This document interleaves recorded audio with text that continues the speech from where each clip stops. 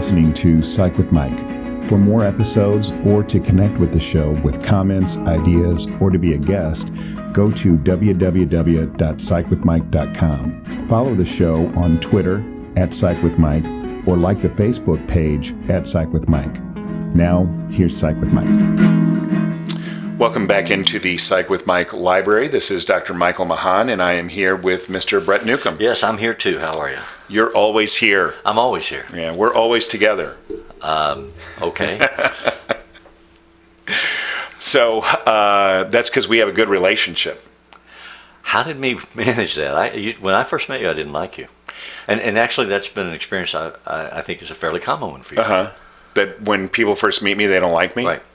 Well, number one... Because your shell is so thick that they don't get beyond it to find the warmth and the engagement that people find if they spend the time. I actually would say that is an accurate statement, that when people first meet me, they don't like me.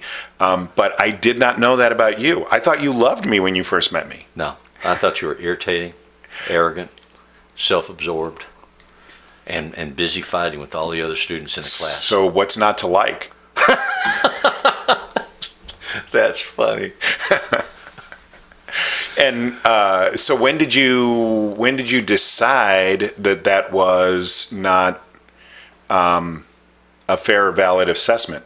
When I paid enough attention while you were in my class as a student to see that it was just a front, and that beyond it something was really happening that was worth getting to know. I was going to say, because by the end of my career at that university, you and I were actually, whether we were friends or not, we had a different relationship. Yeah. So that's funny, actually, because when that first started... Also, you had a long ponytail. Yeah. Well, not at the end, because I had to cut it off. Yeah. Which you told me you'll never be taken seriously with that haircut. Right. Yeah. So that was actually a big reason why I did cut it off. But, by the end, we did have a different relationship. But when that first started, I was so intimidated by you and so intimidated by the idea of having a friendship with you that, number one, I was really reluctant to even put that out into the universe. Yeah. And number two, even after you had accepted and said, yes, let's go to lunch, let's have a friendship, I didn't trust it. I thought it was all an illusion, that it was all a sham. Does that happen often in your life? That I think that people that say that they like me are pretending. Yeah. Yeah. Oh, yeah. Okay. Yeah, that's not. Now I would say I am 55 years old now. That is not my experience today. But when I was in my late 20s and early 30s, absolutely. Yeah. I was so incredibly insecure. Huh. And who would have thought it? Well, and like you said, though, that the gruff exterior you recognized was exactly that was a shell, that was a costume that I wore to protect myself, because internally I was unbelievably insecure. But I also had a power-based role. I mean, it wasn't threatening to me to stand and observe you and wait for that to unfold, because I was in charge. In other relationships, you have to establish that power balance to say what are the roles in this relationship, who does what, and how does that work. So it's what we want to talk about today is when you get into a relationship, a friendship, an intimate relationship, a marital relationship, whatever, what are the relationship dynamics, and what are the things that make it work better, and what are the things that hurt it. Right. And so the article that I'm going to post in association with today's show talks about a number of things, 6 actually things that they recommend contribute to what are toxic relationships that most people would accept as normal. So most people have relationships that are probably not very good or could be better, but they assume that the relationship is completely 100% either, quote, normal or that that's the way it's supposed to be. It's the way it's supposed to be. Right. They also get trapped in recycling unfinished business from their childhood. Mm-hmm. And so you look for a partner that will be a mirror for whatever those issues Mm-hmm. are. And then you trial behaviors at that mirror, that reflection, to see if you get the same responses you got as a kid. And you try to fix the ones that don't work and make your relationship work. Right. And it's... And I think that the 6 things that we're going to talk about all actually play a role in trying to relive those scripted issues and trying to find different resolutions. And the first one, go ahead. Well, it's unconscious. It's reflexive. It's something you learned as a way of being in a relationship as a child. And it's not something that you necessarily can objectively think about. That's what therapy helps do. It says, let's go back and look at the patterns of the relationships, the interaction processes. Are there things that they do that trigger a response from you? Are there things that you do that trigger a response from them that you may not even know you're doing? Mm-hmm. And let's shine a light on those and see what they are and how they work. And that's where these 6 elements come in. Right.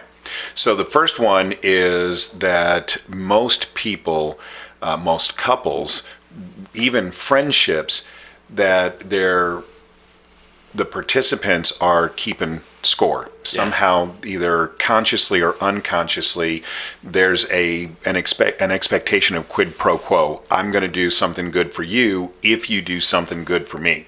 But what I'm not going to do is risk myself unless there's some real, tangible sense of reciprocity. Yeah. It's easy, even though it's painful and unsatisfying, to just dance the same old dance.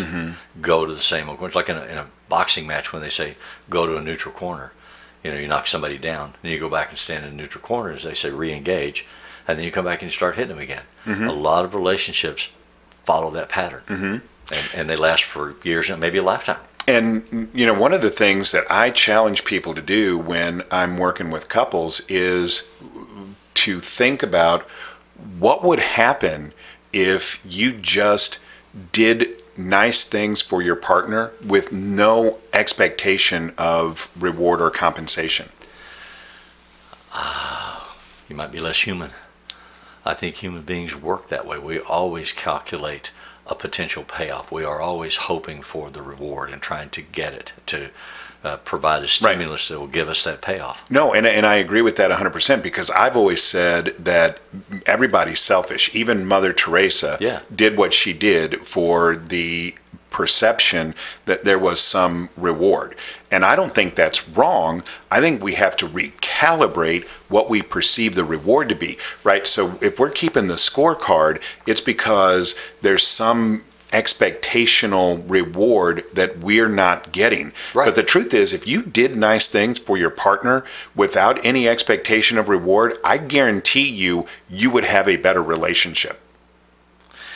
I don't know. I mean, I understand your premise, but I'm thinking about it, and what I think is, if I say, okay, I don't like chick flicks, but I'll go to a chick flick with you, trying to just be nice to you because I know you like them. I'm still expecting some kind of a payoff for that. I'm expecting a smile, an embrace, a nice dinner, sex. You might be expecting sex, sure. Right. Sure. And if I don't get it, or if I get a yeah, that was really nice, but, and then there's some critique of me, some criticism of me, then I file that somewhere. And I tried that and it didn't work. I've tried that and you were mean to me. So maybe I'll try it again, but eventually I'm going to stop trying that. And I'm going to say, screw it, I don't like chick flicks, I'm not going to one. Right.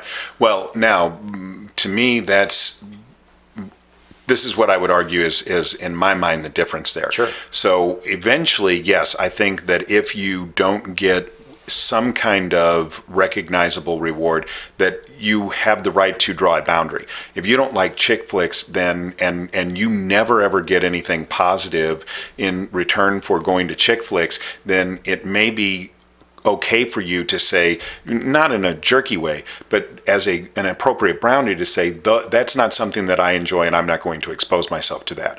But what I would argue is that, yes, okay, so you tried doing something nice for your partner one time in one specific domain. That's not the only way that you could do something nice for your partner. I agree with that 100%. And also, using that continuing example, try to talk to people and say, okay, if you're going to offer to do this for your partner because you know they value it, they like it, can you do it hands-free? No consequences if you do it. You just do it as a gift and not as a bargain, not as a return payment required. So I did this for you, now you have to do this for me. And what I find is instinctively the answer is no. Reflexively the answer is no. Cognitively, consciously, the answer can be yes. If I can help them frame the understanding of what that process is, then they can choose to say, because I love you or I value you and your happiness, I want to do this thing for you. I don't have to do it real often. I'll do it once in a while. Maybe we go to one chick flick out of every 10 movies we see. But when I do, I have to go clean. No harm, no foul. No resentment, no expectation, no pouting, no fussy, no sharp comments. I just hope you had a good time. I went with you. I can endure that. If my wife doesn't like public speaking. She's terrified of it. She's good at it, but she doesn't like it. She doesn't believe that she's good at it. I give a lot of speeches. If she goes with me, that's sometimes anxiety provoking for her. I don't know why, because people are going to be responding to me, not her. She's just going to be in the audience. But it is. But she will go with me sometimes, and she goes free and clear. It's like, I had a nice time. You did well or you didn't do well or what have you, but she's okay. That's a gift to me that she gives me. And I value that, and I appreciate it. And one of the things that I say to people is that the reward doesn't always have to be external. It doesn't have to come from your partner. That's an important point. If you go and you do something nice for your partner, maybe that just makes you feel better about you. My superego will give me that. It slaps me on the back and says, good guy, what a nice guy you are. And that makes me feel better. Right.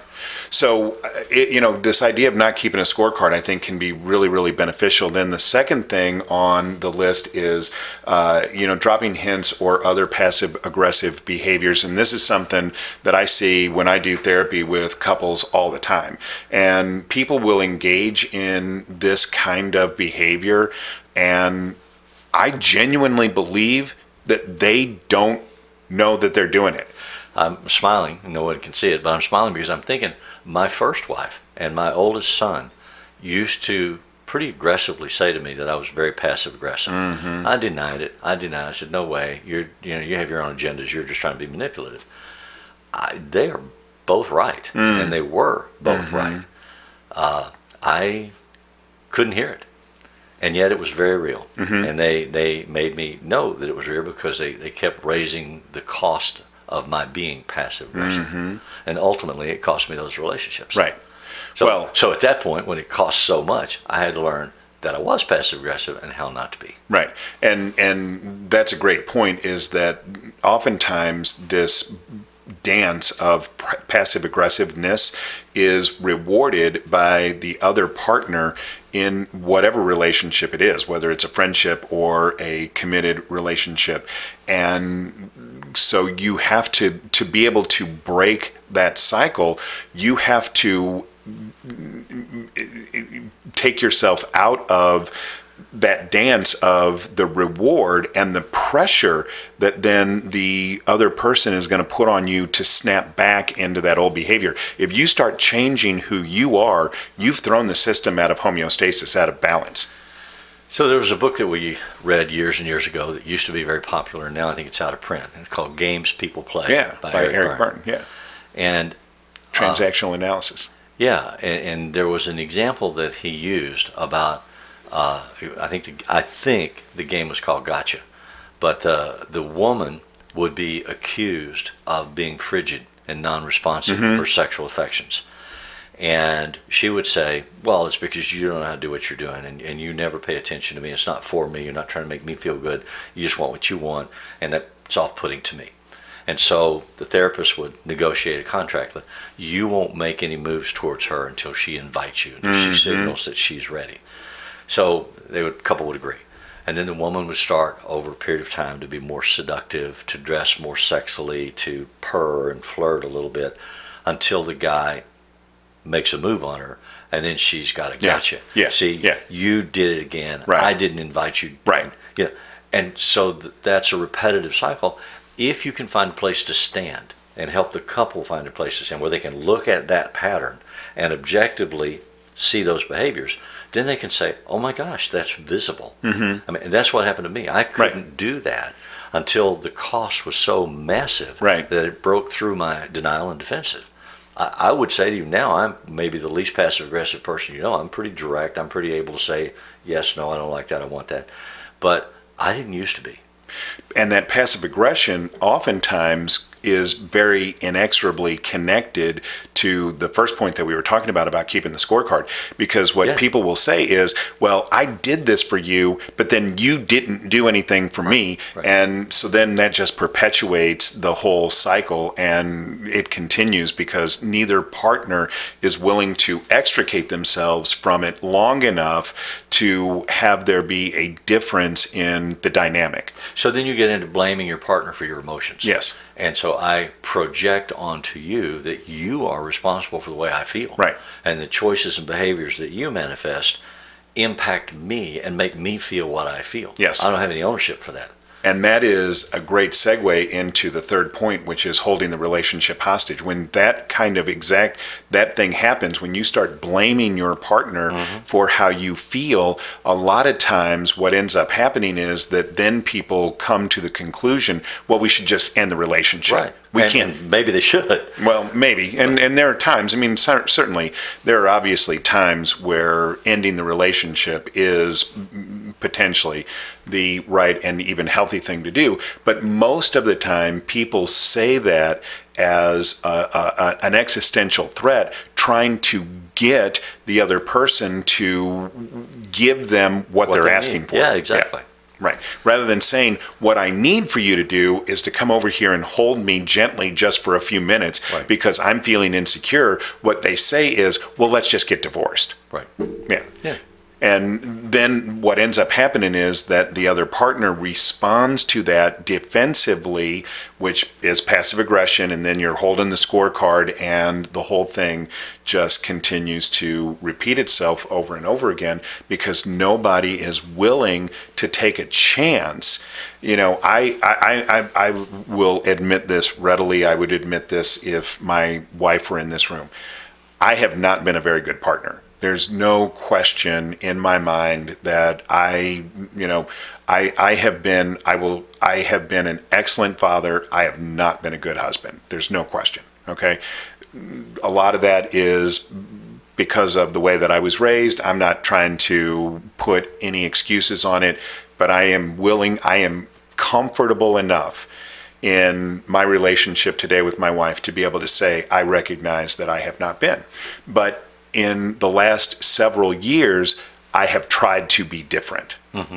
And as a result of that, what I see is a transformational difference in the relationship that I have with my wife, so much so that even though we just recently went on vacation, and even though so we went on vacation for our anniversary and my birthday, which are the same day. And so she had gotten me a birthday present before we left. And while we were there, she said, I want you to go diving. I want you to buy a certification while you're here, and I want you to do that for your birthday. And I said, you already did something for my birthday. I couldn't possibly accept that. That's too much. And she insisted that I do that, and insisted that she wanted to do that for me for my birthday. And that is so different from the way that our relationship used to be, and this whole, because we both used to be very, very adept at keeping score. Well, and then as that changes, as it apparently has, you have to learn to trust that communication is genuine, because a lot of times people give mixed signals. You know, there's the handout that says stop, and the other hand that says come here, and you're getting both those messages. Which channel do you listen to? Right. And not only, which channel do you listen to, which one do you trust? Right. Because which one is in service of a healthy relationship? Well, exactly, because most of us want to trust the one that provides us the most protection. But the one that provides us the most protection, or provides us with the repetitive act or action that we've always had, because what Yes, is that's probably a better way to known say it. and comfortable Right. is more reassuring, even if it's painful and miserable, than the threat and anxiety that comes from the unknown.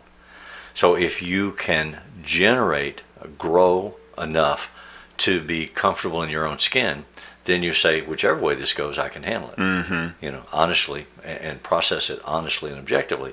So then I can say, all right, I'm going to trust the message and go diving.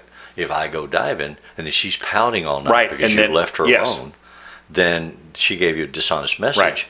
But you can't dive back into the dance and take on the guilt or come up with some leverage or attack her for that. You have to say, you weren't honest. That's your problem. If you're able to be honest, we can talk about how to fix this in the future. But I'm not going to carry any guilt or remorse for going diving today because you gave me that permission That's as a right. gift. Right. That's hard. Those are hard conversations Well, to have. I would argue that at least in the relationship that we have now today, I didn't even think about that. It was hard for me to accept the gift because there's you're all not kinds of worthy. parts of me, You know, right, yeah. Oh, that say, hell yes. I don't deserve that. But I didn't question the genuineness of the offer, and there were no strings attached. But I hear exactly what you're saying, and I think that early when you are starting to move into that place where you're saying, okay, I'm going to try and make things different, and I'm going to do some different things. That a lot of times early in that process, you are looking for, okay, when's the other shoe going to fall? Yeah. And it takes a long time to get over that my knee-jerk reaction. I spent years in my current marriage expecting the same kind of results for behaviors that I had in my first marriage. But I was behaving differently, and she's a different person, and she kept saying, that's not who I am. I don't do that. I don't do that way. And I would say, okay, but inside I'd be like, I'll bet you do, and I'm waiting for it to happen. Right, exactly. Yeah. And then we try and create, even unconsciously, opportunities for that to happen. So that we can say, so that we can I have knew the this was self-fulfilling gonna happen. prophecy. Absolutely. Yeah. So hopefully this conversation has been beneficial for people. We are looking for individuals who would be interested in contributing to the show, so you can always get a hold of us through the email that is on the website where the podcast lives, which is psychwithmike.com. And if you have ideas for the show or you would like to participate to the show, we would love to hear from people. So please drop us a message. Remember that the music that appears on Psych with Mike is written and produced by Mr. Benjamin DeClue. And as always, if it's Friday, it's Psych with Mike.